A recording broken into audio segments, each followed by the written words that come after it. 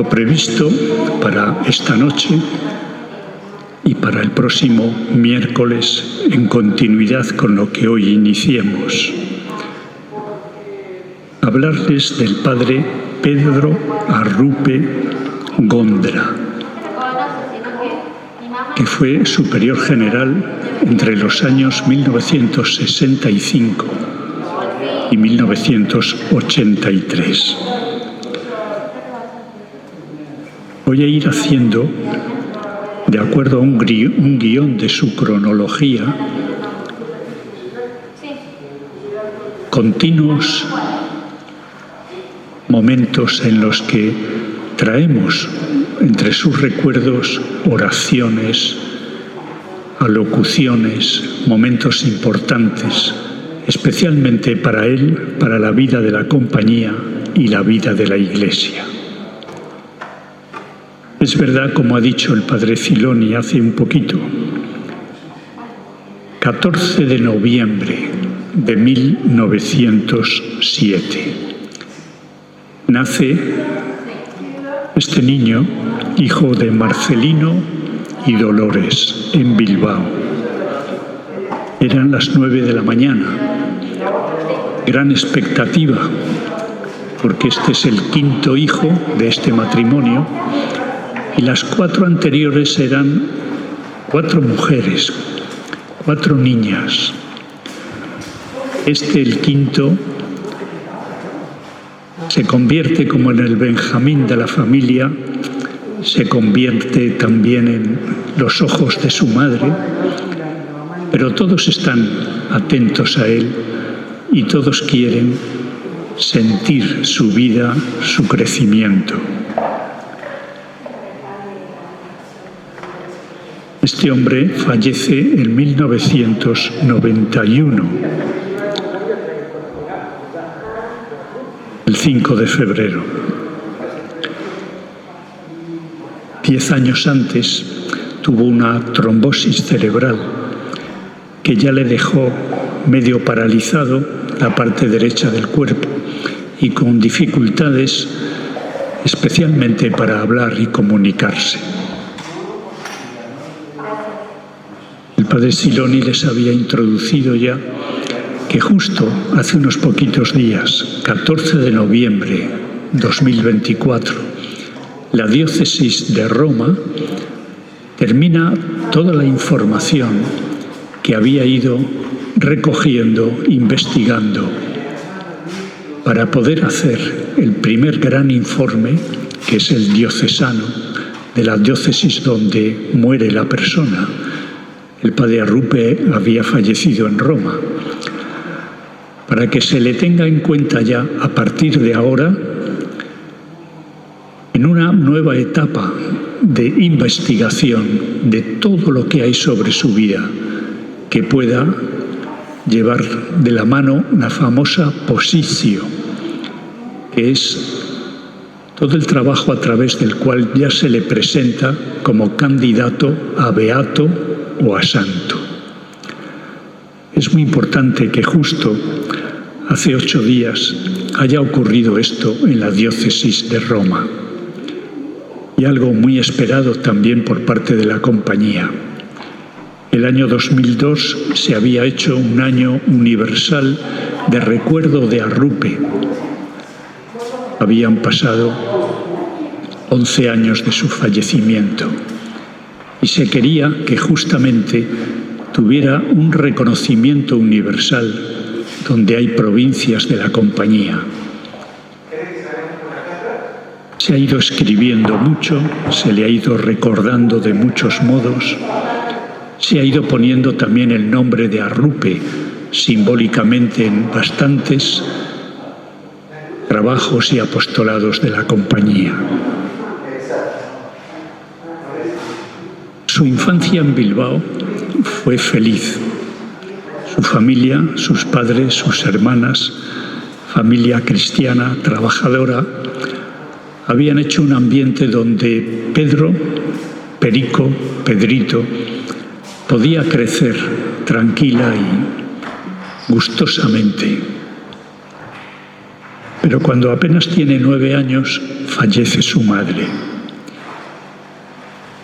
Igual sigue estudiando en el colegio de los Escolapios, de los que guarda gratísimo recuerdo y que visitó, ya siendo más adulto, todas las veces que pudo. Cuando le eligieron general en 1965, a los poquitos días que esa congregación dejó algún tiempo libre, él fue al Colegio de los Escolapios en Roma a honrar a San José de Calasanz, porque en ese Colegio de los Escolapios en Bilbao él recibió todo eso que un niño con inquietudes, listo, con muchas preguntas, pudo aprender ahí y unirlo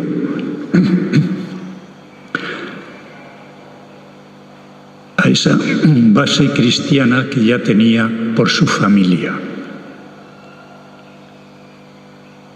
Este bachillerato de los Escolapios en Bilbao hace que él también se dé cuenta de que no existe solo su familia preciosa, muchos otros niños de otros variados barrios,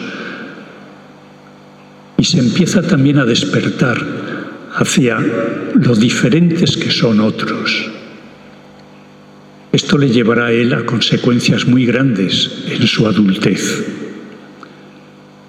Pero a la vez que hace todo eso entre los años 1916 y 22 con los Escolapios, él se apunta voluntario a un movimiento que tenían los jesuitas, que no tenían un colegio en Bilbao, tenían una iglesia y una residencia parecida a esta de Córdoba.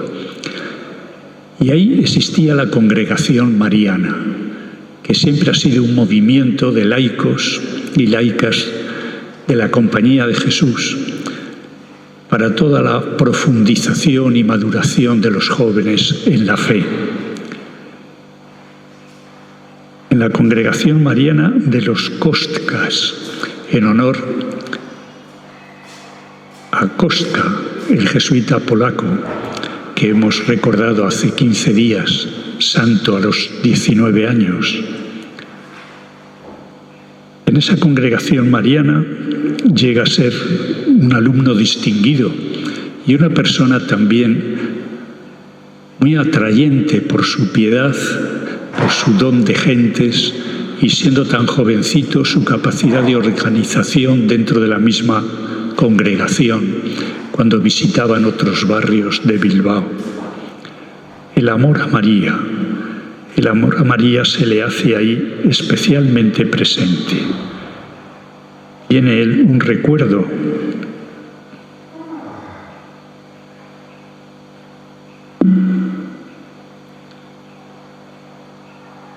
cuando años más tarde en la misma compañía él hace una oración como esta: tú, Madre, has sido la que influiste más en tu Hijo.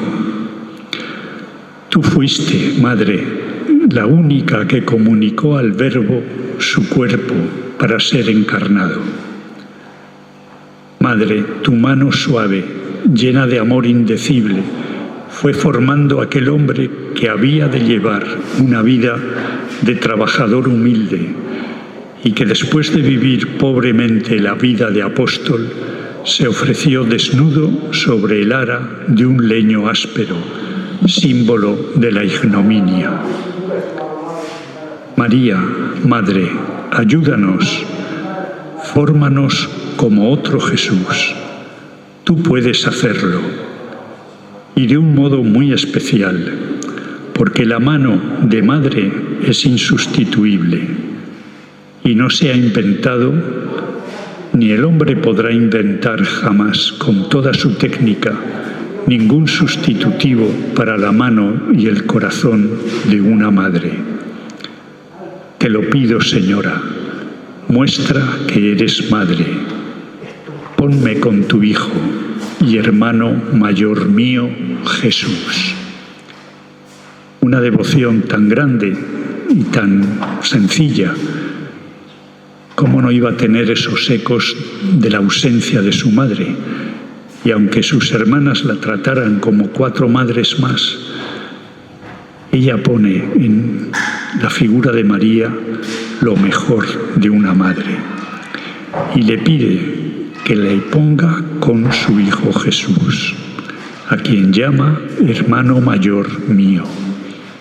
Él no había tenido ningún hermano varón y descubre ya, estando aquí, en la congregación de los Coscas, de los jesuitas, al hermano mayor mío, Jesús.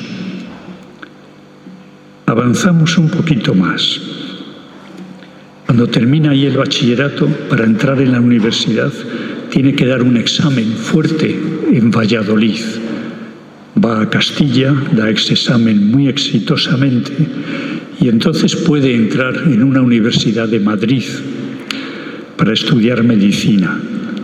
Ahí estudia los 3 primeros años y parte de un 4º año.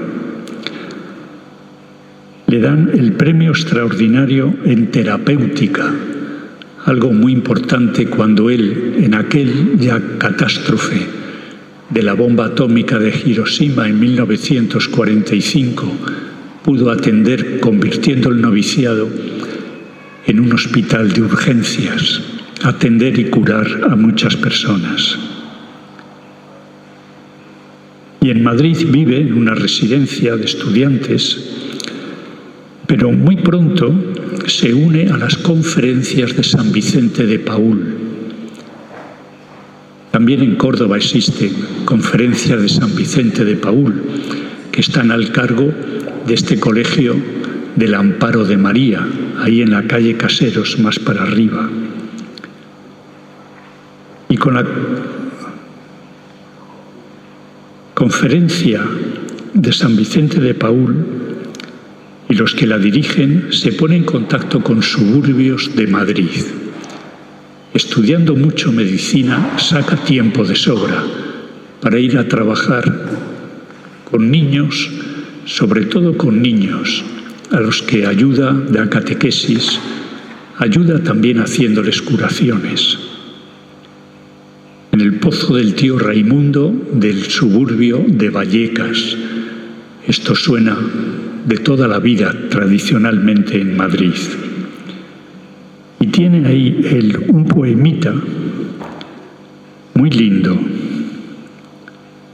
aplicable a este momento, cuando él dice: nada es más práctico que encontrar a Dios, que amarlo de un modo absoluto y hasta el final.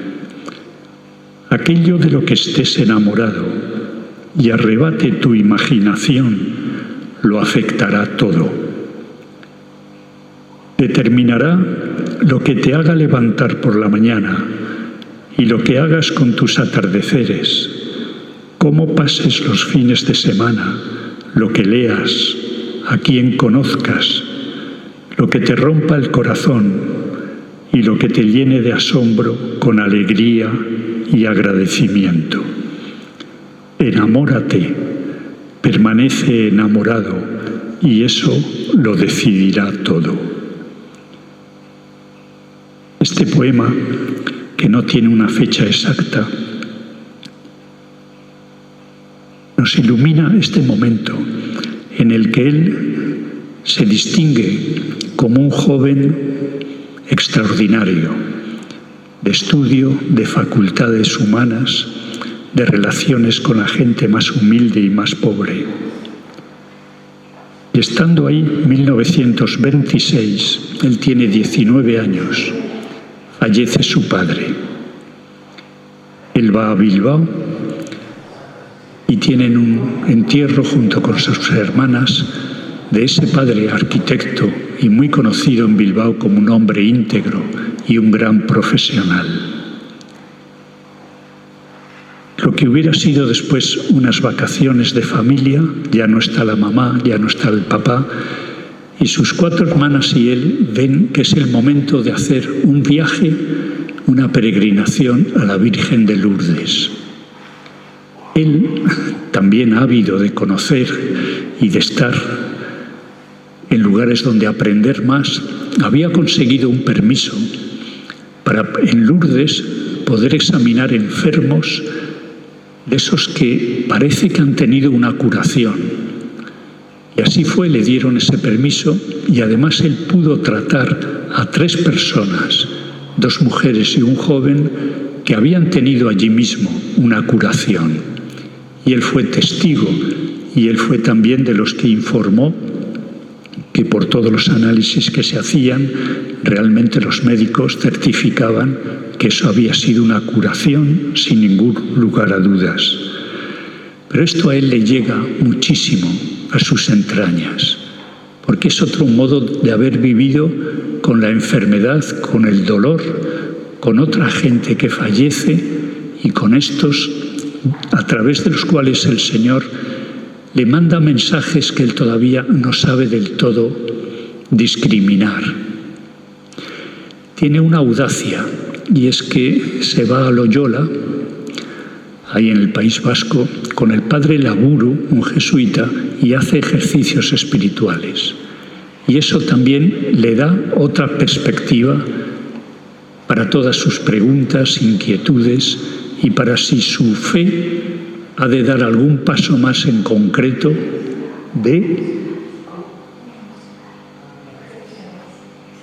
no lo comenta. Apenas 1 o 2 amigos, cuando vuelve a Madrid a seguir los estudios, pues les comenta sus inquietudes. Esa peregrinación a Lourdes le pone ya en el camino como para hacerse la pregunta de qué pasaría con él como jesuita. Y aquí tenemos otro poemita, muy parecido a si él tuviese un diálogo con alguien que se interesa por la compañía de Jesús. Porque dice así: si piensas hacerte jesuita, no vengas si eres nervioso o inestable. No vengas si no amas a la Iglesia. Como madre, no como madrastra. No vengas si piensas que haces un favor a la compañía. Ven si servir a Cristo es lo único que quieres en la vida. Ven si tienes unas espaldas razonablemente fuertes, una mente razonablemente abierta y clara, un corazón más grande que el mundo, una capacidad para reírte de un buen chiste y de reírte de ti mismo si llega el caso. A Pedro Arrupe, que le gusta escribir cortito, y con su ingenio no le dice cosas maravillosas, gloriosas, si amas a la Iglesia, si no te crees que entonces le vas a hacer un favor a la compañía te los hará siempre a ti. Y si lo que quieres es servir a Cristo, lo único que quieres como lo primero y más valioso de tu vida. Bueno, y esa capacidad de reírse de uno mismo es también muy importante. Seguimos avanzando. Es curioso porque el año 1927, él va a cumplir 20 años, siente que por cómo se va relacionando con la compañía ya está a punto, si la compañía le dice que sí, que le acepta, y cuando ya le dice que le acepta, pone una fecha para ingresar, el 15 de enero de 1927. Pero curiosamente, como se imaginaba que a sus hermanas les iba a costar y les iba a doler, no se lo dice hasta la semana antes. O sea que deja que pasen las Navidades tranquilas, que vengan las fiestas, los Reyes, todo. Y cuando ellas creen que él va a volver a Madrid a seguir con la carrera en ese cuarto año que no terminó, pues les comunica que no va a ir a Madrid, que va a ir a Loyola, donde empezará el noviciado el día 15 de enero. Es impresionante la fiesta que se hace a los 50 años de esto, el 15 de enero de 1977. Son 4 años antes de que le diera la trombosis y donde él estaba a un nivel de actividad, de viajes, de entrega total a la compañía con grandísima creatividad. Termina el noviciado y hace los votos. En la Compañía de Jesús, al terminar el noviciado, 2 años, se hacen ya los votos perpetuos. Y después de otro último noviciado, por así llamarlo, la tercera aprobación, ahí se hacen solemnes esos votos perpetuos. Y en el caso de Pedro Arrupe, a esos 3 votos de pobreza, castidad y obediencia, se uniría en el año 43 el voto especial al Papa en cuanto a las misiones. Termina el noviciado y hay que empezar a estudiar humanidades en filosofía. Lo hace también en Loyola, en Oña, de la provincia de Burgos. Pero ocurre que ya la Segunda República en España, 1932, toma el poder y el gobierno. Y una de las primeras cosas que hace este gobierno es expulsar a los jesuitas de España. De manera que les incautan los bienes y todas las posesiones. Y los jesuitas han de emigrar, en este caso. El padre Arrupe va a Bélgica a estudiar filosofía, en Marnef, del año 32 al 33. Y luego teología en Holanda, en Valkenburg, donde con 29 años es ordenado sacerdote. 29 años. Lo ha tenido que vivir tanto los estudios de filosofía como de teología fuera de España.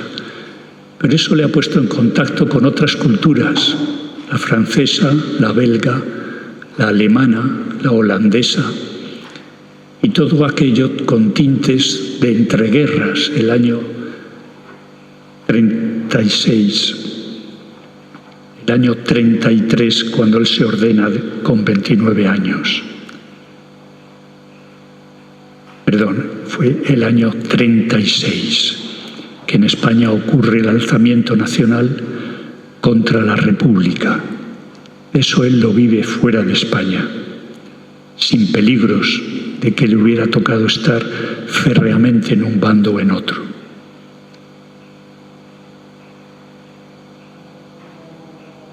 Tiene, unos años antes de ordenarse, escasamente 2 años y medio,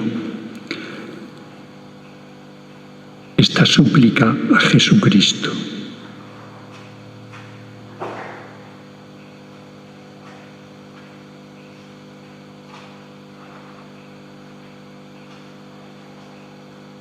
Aquí vengo, Señor, para deciros desde lo más íntimo de mi corazón y con la mayor sinceridad y cariño de lo que soy capaz, que no hay nada en el mundo que me atraiga sino tú solo, Jesús mío. Y no quiero consolarme con las criaturas y con las personas, solo quiero vaciarme de todo y de mí mismo para amarte a ti. Se va a ordenar sacerdote 2 años y medio después. Para ti, Señor, todo mi corazón, todos mis afectos, mis cariños, mis delicadezas. Señor, no me canso de repetiros, nada quiero sino amarte, nada deseo en este mundo sino amarte, nada deseo en este mundo sino a ti. Acuérdate que prometiste hacer llegar rápidamente una gran santidad a tus apóstoles, y dar una eficacia especialísima a sus obras. Pues heme aquí, Señor, como verdadero conejillo de Indias, pronto a ser sometido a todas las pruebas, para que se vean en él los efectos de vuestras promesas. El Padre Arrupe ha sido siempre, en su vida espiritual, muy atento a cómo Dios cumple las promesas. Las cumplió en Israel, las cumplió en el Nuevo Testamento, y en la compañía de Jesús, en la cual va a ser sacerdote, también las está cumpliendo. Pero, Maestro mío, no me arguyáis echándome en cara que rehuyo vuestras disposiciones, porque vos sabéis lo miserable que soy, y contabais con ello al elegirme como apóstol vuestro. Atadme, clavadme si es preciso, pues en el momento de la prueba lo rehuyo. Ya sabéis que es por lo miserable que soy, que buena voluntad no me falta. Concededme una correspondencia fidelísima a vuestras inspiraciones y exigidme mucho con ellas. Cumplid, Señor, vuestras promesas. Haced que os ame como el que más. Concededme estar siempre con vos y como vos. Os lo pido por tantas almas como se salvarán si me concedéis este apostolado. Madre mía, concédeme gozo en las humillaciones y que viva alegre en medio de ellas, por considerarlas como la gran distinción, el gran beneficio, el signo de la especialísima predilección de Jesús, que me quiere cerca, con Él y como Él. Pedro Arrupe tenía 26 años. Iba todavía, después de ser ordenado sacerdote, a continuar estudiando un cuarto año de teología en San Luis, Estados Unidos, y un último quinto año en Cleveland, en Ohio, donde a la vez trabajaba con emigrantes latinoamericanos y españoles, donde él unió sus experiencias con gente muy pobre y humilde del barrio de Bilbao, del barrio de Vallecas de Madrid y ahora en Ohio, con latinoamericanos y españoles. Y ahí hace esa llamada tercera aprobación entre los jesuitas. Y antes de finalizarla, recibe una carta del Padre General, el Padre Janssens, que fallecería pronto, donde le destina a Japón. Aquí hay algo que todavía no les había comentado, y es su gran deseo de ser misionero, porque le atraía y le fascinaba muchísimo la vida de San Francisco Javier. Él conocía menos la vida de San Ignacio de Loyola cuando entra jesuita, pero la vida del misionero Javier hace que él se disponga mucho a querer ser también misionero. Y en la manera de ser misionero, Japón le atraía. De hecho, él había escrito ya al Padre General algunas veces, diciéndole que él estaba ahí disponible para alguna misión como misionero, inclusive Japón.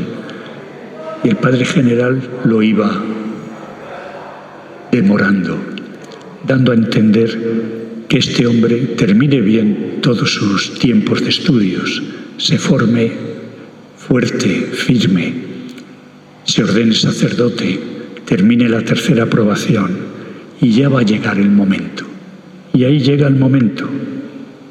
O sea que en 1938, el 15 de octubre, desembarca en Yokohama y de ahí sigue a Japón.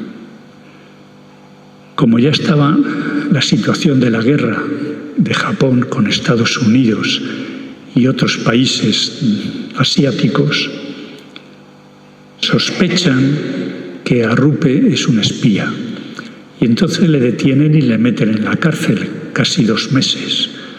nada, un tatami, y ahí, en 1 metro por 1 metro, ahí lo tuvieron 2 meses, y pasándolo mal.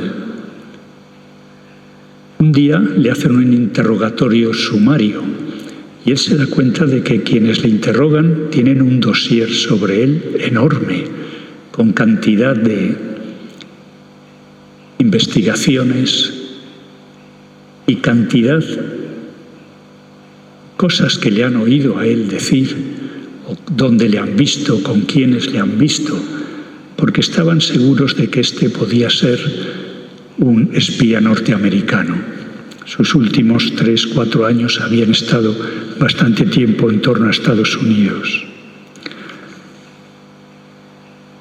Le liberan, le tratan bien cuando le liberan. Él recuerda, tiene un libro precioso, un libro muy bonito, y es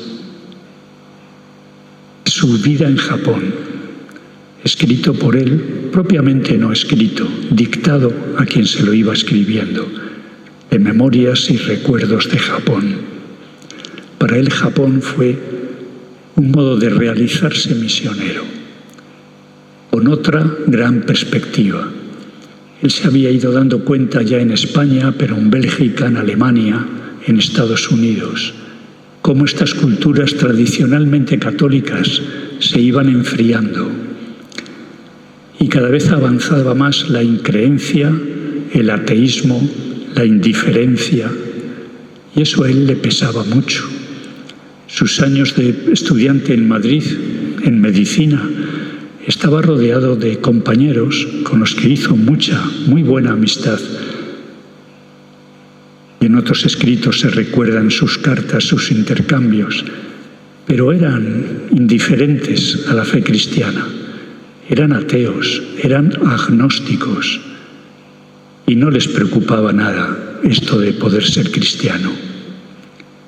Esto también a Rupe le pesa mucho cuando va a Japón, porque no es que se encuentre que Japón como cultura, los japoneses como personas, sean como sin alma, al revés, con una profundidad y una sensibilidad extraordinaria, pero que se iba apartando también de sus ancestros y se iba apartando también de formación religiosa que les ayudase a ver algo más que todo lo moderno y todo lo inmediato y todo lo técnico y todo lo económico.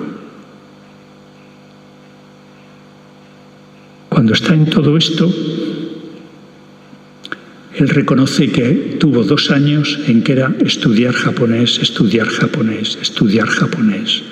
y estudiar haciendo perfectamente la ceremonia del té y otra serie de ceremonias que había que saberse al detalle, como signos de que te interesa esta cultura, te metes en ella y la vas a vivir. Porque quería amar esta cultura y también quería que esta cultura le amase a él. Pues estando en estas, y donde él creería que todavía no tenía suficiente dominio del idioma, estamos en 1940, le destinan solo a la parroquia de Yamaguchi. Con todo eso a él le da una consolación, porque fue una parroquita que creó San Francisco Javier en sus años 1500 avanzados. Y ahí él sigue encarnándose en la vida japonesa, inculturándose en la cultura japonesa.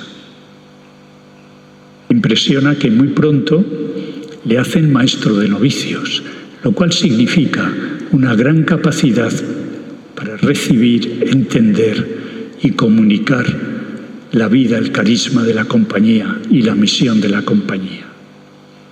De hecho, el Japón no era todavía provincia, era sencillamente una misión que dependía del Padre General. Esa misión se había creado cuando Arrupe tenía 1 añito, en 1908. Pero con Arrupe va a llegar a ser viceprovincia y él viceprovincial, y con Arrupe esa viceprovincia va a llegar a ser genuinamente provincia, con el número de jesuitas que se necesitan para que se sea solvente una provincia, y él llegará a ser provincial. Pero les llega el gran sufrimiento. Japón entra en la Segunda Guerra Mundial el 8 de diciembre de 1941. Hecho en 1949, consta que Arrupe seguía escribiendo en japonés perfectamente la historia de San Francisco Javier, traduciendo sus cartas, comunicando partes de la vida de San Ignacio, de las constituciones de la Compañía de Jesús. Eso quiere decir que fue de una responsabilidad y de una intensidad en asumir la lengua y la escritura japonesa. Pero el gran sufrimiento llega con la explosión atómica sobre Hiroshima el 6 de agosto de 1945, 8:45 de la mañana.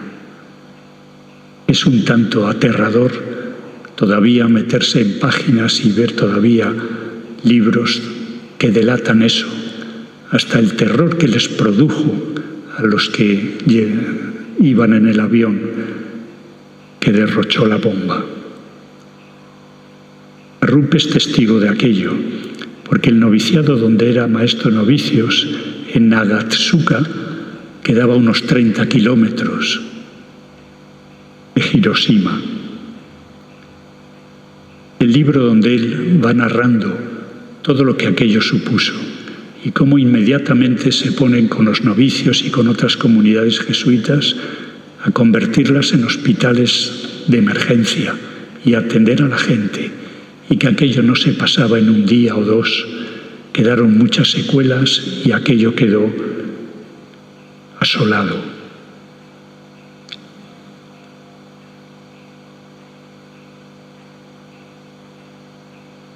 Un tiempo después, maestros de novicios para comunicarles sus impresiones y sus vivencias. Hubo él.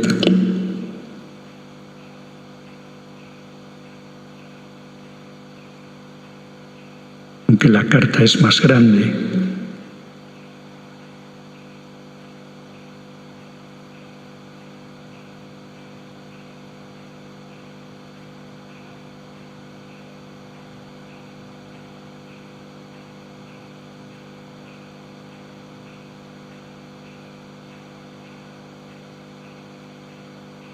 una oración a tus pies, Señor.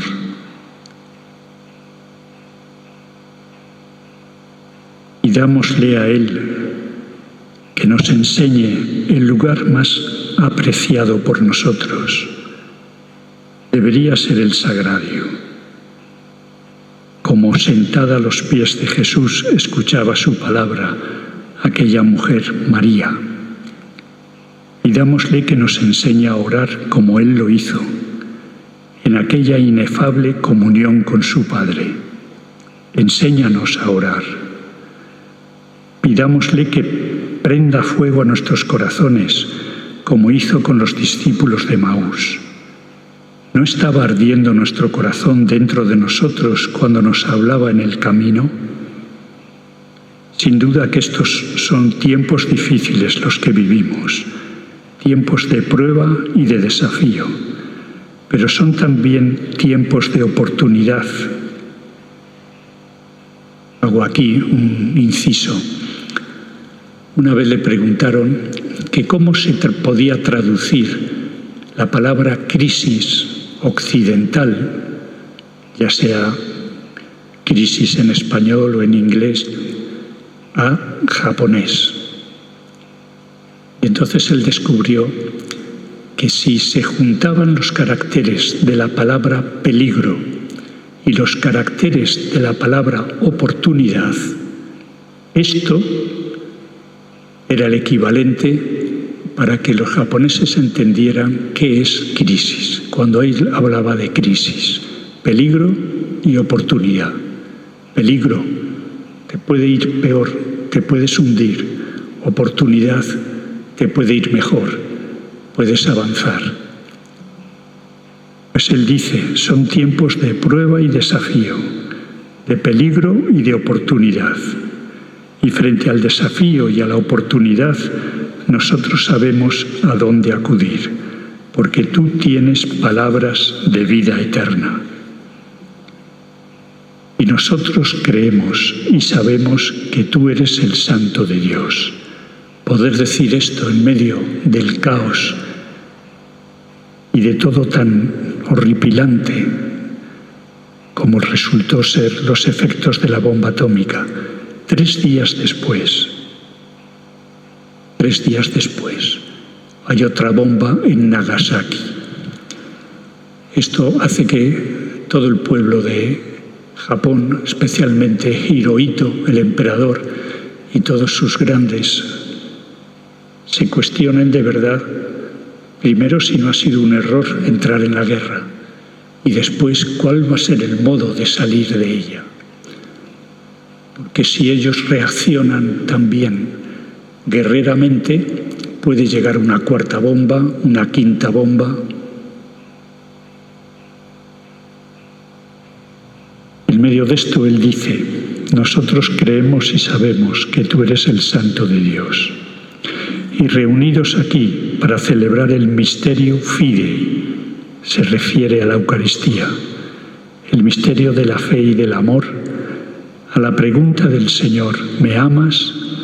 Respondamos ya con Pedro, tú lo sabes todo, tú sabes que te amo. Y con nuestro Padre y Fundador San Ignacio, hagamos ese ofrecimiento que nosotros y nuestros novicios hacemos en los ejercicios y a lo largo de nuestras vidas, repitiendo con especial fervor la oración, tomad, Señor, y recibid.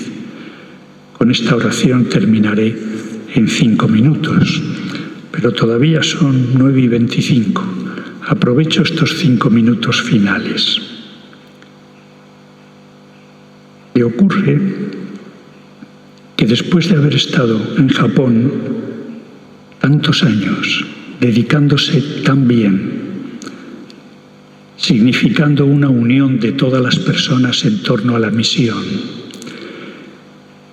él empieza a dar vueltas por el mundo, especialmente donde hay provincias de la Compañía de Jesús y donde hay gente interesada en colaborar con la misión del Japón.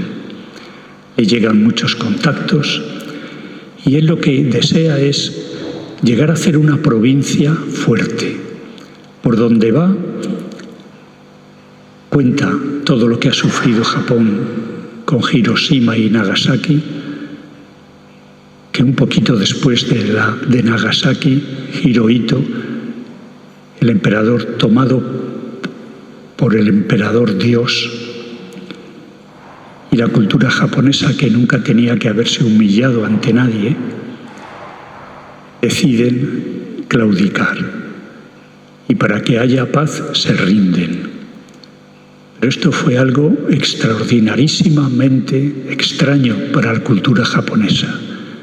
Que el Dios Sol, el emperador, diga en nombre de toda la cultura japonesa que se rinde y se humilla y firma la paz en un barco de Estados Unidos.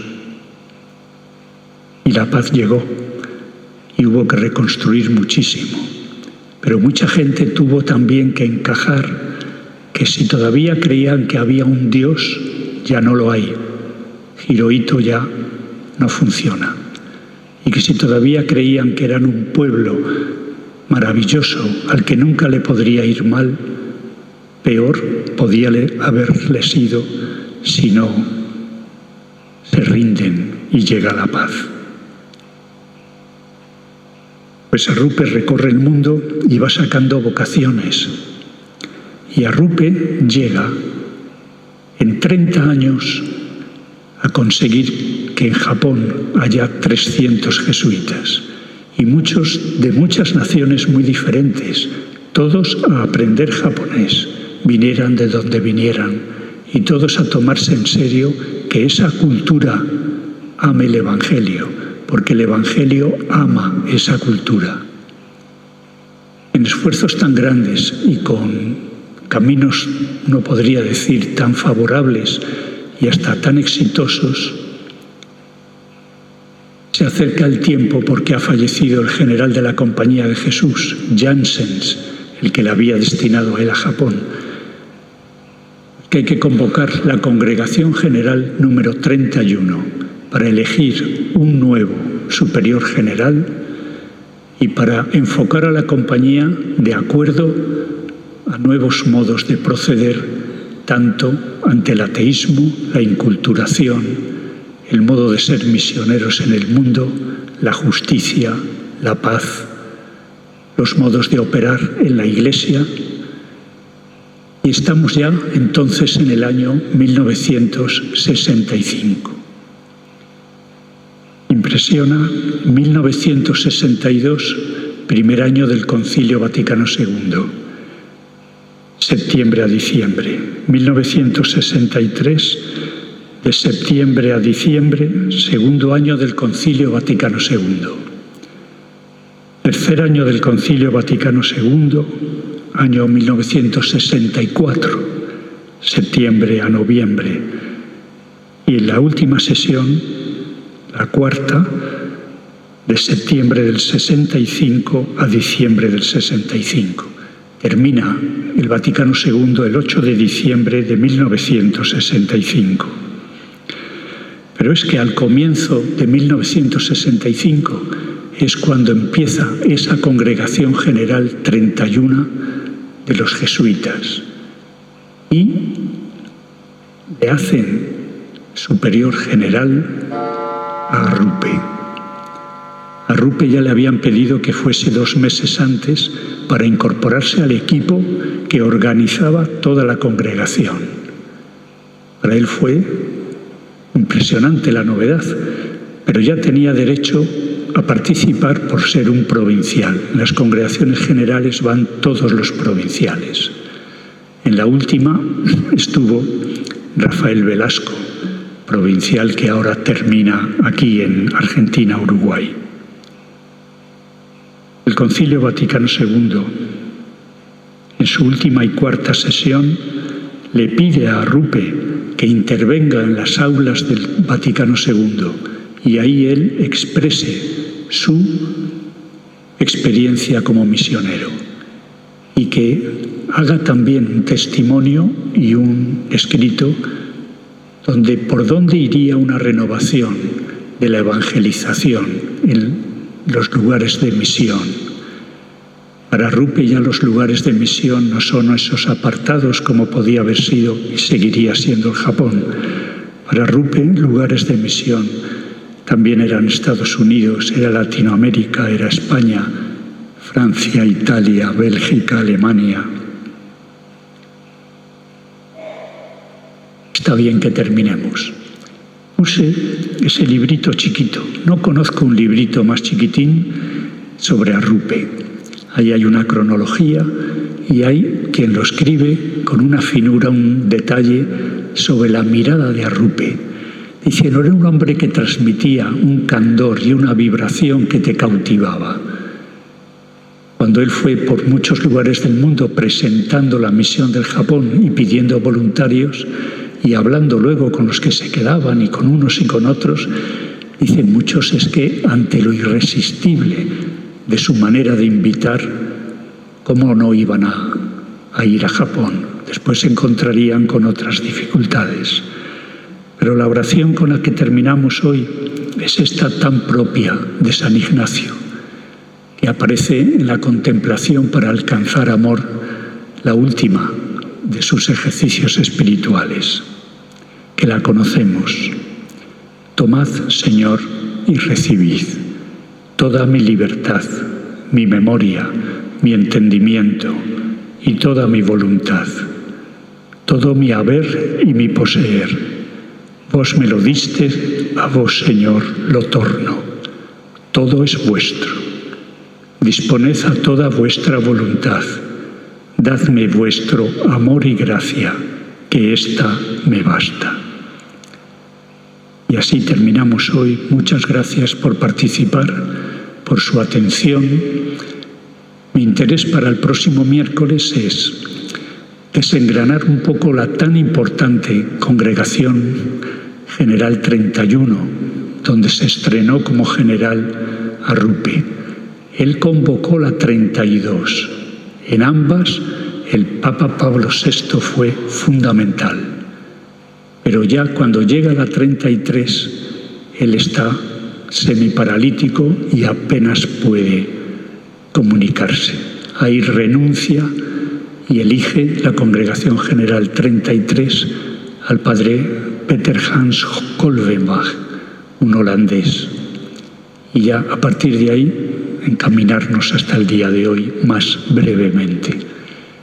Descubriremos, si Dios quiere, el próximo miércoles otros poemas, otras oraciones, sobre todo su consagración al Sagrado Corazón, la suya, la que hizo también en la provincia del Japón y la que hizo a la Congregación General 31. Muchas gracias. Vamos en paz.